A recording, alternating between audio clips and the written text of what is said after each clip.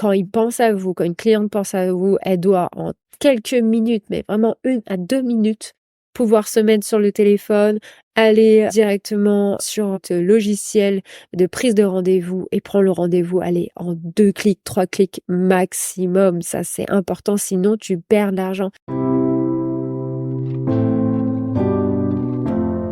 Salut, moi c'est Aurore. Moi c'est Nelly, nous avons créé l'agence de formation et de coaching esthéticienne performante. Et chaque année, nous accompagnons des centaines de ninjas esthéticiennes à la réussite. Notre devise, taffer, kiffer, performer. Nous te partagerons chaque semaine les bonnes pratiques et les erreurs à éviter. L'idée, c'est de t'apporter du soutien, te motiver et t'inspirer afin de mettre des paillettes dans ta vie de chef d'entreprise. Bonjour et bienvenue sur le podcast Esthéticienne Performante. Dans cet épisode, nous allons parler des 5 erreurs qui te font perdre de l'argent, possiblement en tous les cas. Et en tous les cas, c'est des sujets que tu vas pouvoir, je pense, pouvoir optimiser. Allez, le premier point. La première chose qui pourrait te faire perdre de l'argent, c'est une mauvaise tarification de tes tarifs. Alors là, avec l'inflation, clairement, si t'as pas augmenté tes tarifs depuis 1 an, même, j'ai envie de dire 6 mois, en tous les cas, faut regarder, hein. Faut regarder bien sûr, tout ce qui a augmenté, autour de toi et en tous les cas, si t'as pas augmenté depuis au moins 1 an, alors 2 ans, 3 ans, 4 ans, c'est sûr qu'il faut absolument que tu retravailles tes tarifs pour clairement ne pas vendre à perte. Tu vas me dire comment c'est possible de vendre à perte? Eh bien écoute, c'est complètement possible. Pas envie de te faire peur et en même temps, je suis là pour ça. Non, je ne suis pas là pour ça justement, mais je suis là pour t'aider, pour t'accompagner, pour développer ton activité et surtout, faire vivre que tu vives vraiment ton activité. Et pour ça, la rentabilité, les tarifs sont essentiels. Tes tarifs, il faut les regarder, pas que les regarder, il faut les travailler chaque année.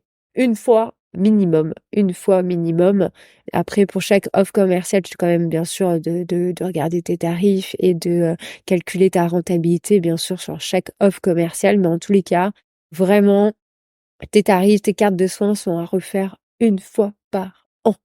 Du coup, alors ça, si tu sais pas faire et qu'à un moment, tu as envie de retravailler sur tout ton concept, sur ton marketing, sur tout ça, n'hésite pas à te renseigner parce que nous, je sais pas si tu le sais, on propose l'Académie des esthéticiennes performantes, qui est un programme sur 9 mois et qui te permet vraiment de faire en sorte que ton institut soit rentable et que tu puisses vraiment vivre de ton activité. Donc, je ferme cet aparté, mais ça me paraît essentiel de te le dire. Donc, une mauvaise tarification de tes tarifs si c'est trop bas. Faut que tu calcules. Clairement, il faut que tu calcules. Si c'est trop élevé aussi. En fait, souvent, et c'est ce qu'on apprend aussi dans l'académie, c'est que généralement, il te faut aussi des offres d'appel. Ça veut dire des offres des fois qui sont moins chères, mais qui permettent à la cliente de te connaître et de franchir le cap de l'institut et de venir à toi.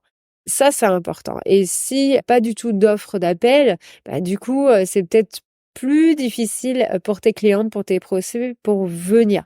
Donc, très important de manier ses tarifs, sa carte de soins, ses offres découvertes avec beaucoup de stratégie. Voilà, tu dois être vraiment une stratège dans l'âme là-dessus. Donc voilà. Donc ça, c'était vraiment le premier point. Une mauvaise tarification de tes tarifs.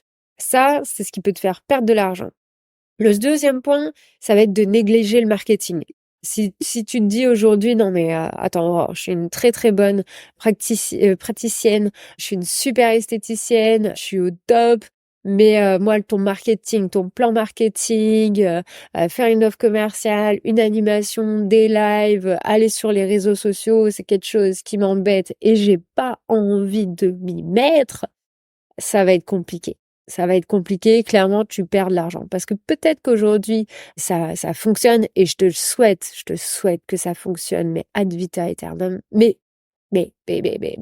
avec la concurrence aussi qui s'accrue, avec les exigences des clientes qui s'accruent aussi, avec voilà ces changements de vagues, de contexte et tout ça, Aujourd'hui, on a besoin de communiquer, on a besoin d'être des très bonnes marketeuses en tant que chef d'entreprise. Ou en tous les cas, on a besoin au moins de l'apprendre à un moment, puis de le transmettre à un prestataire, par exemple, pour faire un travail de community manager ou de faire, par exemple, le plan marketing. Why not? Mais il y a une étape quand même d'apprentissage qui est là parce que tu es la chef d'entreprise et tu dois le savoir. Tu dois savoir, tu dois pouvoir maîtriser ça. Et en même temps, je te comprends. Si c'est pas ton kiff, je le comprends, mais ça fait partie de la palette de chef d'entreprise. Donc si, en tous les cas, le point de négliger le marketing, c'est une erreur qui te fait perdre de l'argent. Le point 3, ça va être une formation insuffisante du personnel. C'est-à-dire, si on n'a pas pris le temps d'accompagner pas à pas notre employé, pas à pas, ouais, de la former à notre façon de faire, et j'ai envie de dire à la former à nos valeurs. Si on la forme pas à nos valeurs, par exemple, eh bien, elle va imposer ses valeurs. Alors, généralement, quand on a vraiment bien fait le travail de recrutement, on a recruté quelqu'un qui a les mêmes valeurs que les nôtres. Les valeurs d'engagement, des valeurs, par exemple, d'excellence, des valeurs de bienveillance, des valeurs d'attention. Tout ça, il y a énormément de valeurs. Et si on a la bonne employée, on a fait le bon recrutement, normalement, ça colle. Donc, on n'a pas à lui expliquer. Et en même temps, si, parce que des fois, il y a des valeurs qui sont pareilles, on va utiliser le même mot. Par exemple, moi, j'ai des valeurs de liberté, et peut-être que ma valeur liberté, je la définis d'une façon, et mon employé, elle va la définir d'une autre façon. Du coup, il faut vraiment se mettre d'accord.